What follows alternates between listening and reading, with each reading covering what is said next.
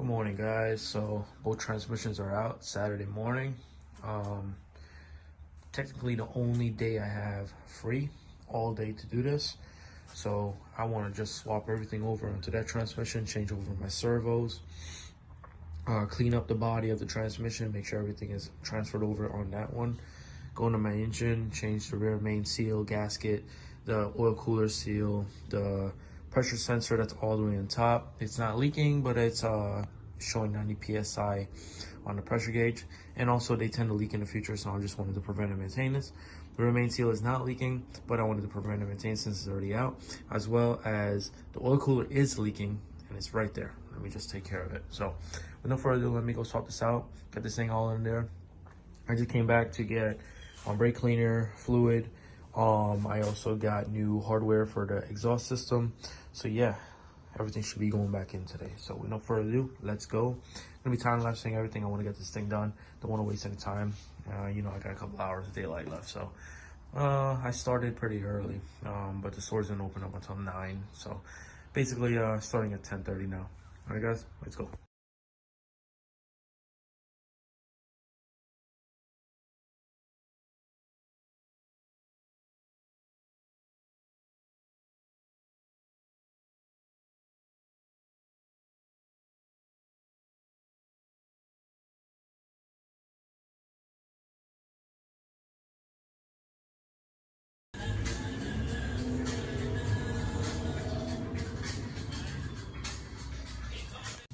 All right, so after switching everything over to the new transmission from my old transmission, new solenoids, cleaned everything out.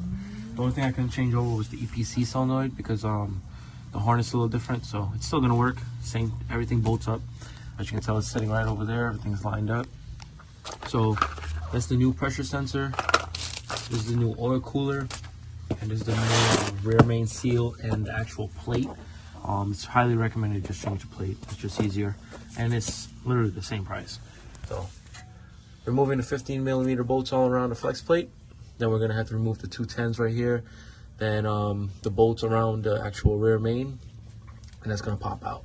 And for the oil cooler is right over here. As you can tell, this is a 1500, so it doesn't have the oil cooler attachment that goes to the radiator. So this one's just a block up, and as you can tell, it's leaking pretty bad. I also got a drain plug coming in no way. So yeah, I got new hardware for the exhaust. So let me get to this real quick. I'm trying to get numbers done here. I'm trying to get this truck running by tonight. So I'm pretty good right now on schedule. So let's go. As long as this bolts up pretty good and everything lines up as it should, we're gonna be Gucci.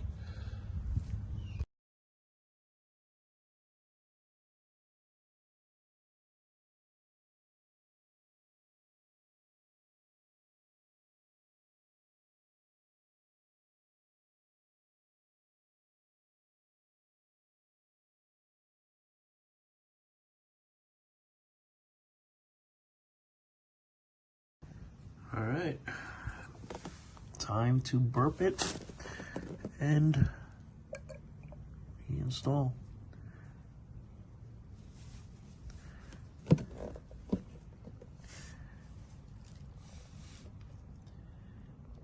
See it going down? Definitely the most important part.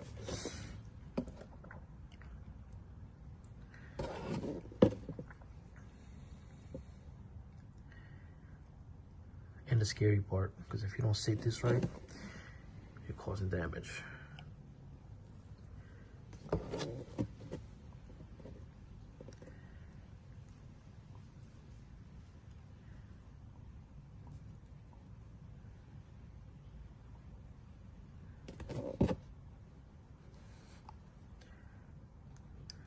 Oh, I'm using Valvoline Dextron. Oh, seems like we're good. Oh, nope, we're not. Let it burp. You heard that. Let it burp. All right, so the transmission's ready to go. New seal up front. Torque converter's still burping away. So while it's burping away, I'm actually gonna go and flush the cooler lines. Put it from the top, half a can, switch it, put it in the bottom, half a can, go back, vice versa.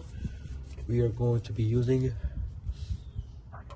some lube guard, cooler clean transmission, cooler line flush. This is an LS, so where is it? There's a line ahead over here. Oh, gotta put that line on, or else it won't work. Yeah, I hope you guys heard that. It's still burping. So while that's doing this thing, I'm gonna go ahead and do this. New cover in the rear, and new oil cooler. So yeah, we're almost ready to go.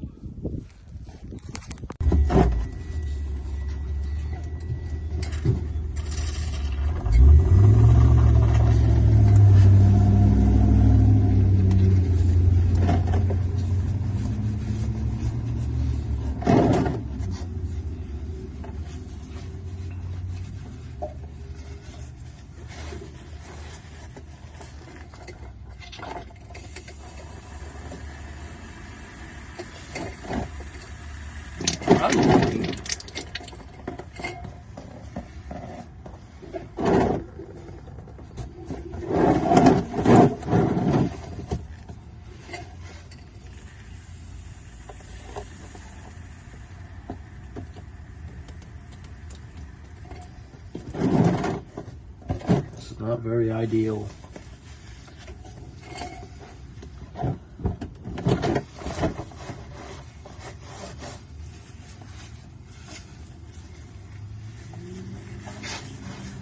But it's working. It's working. It's working.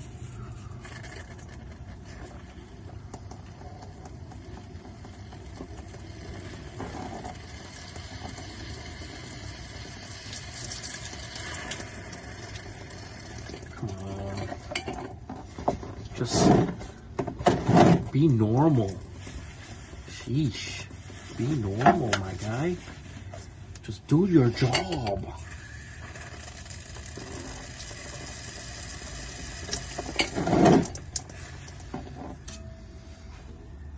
I freaking can't wait to get a shop.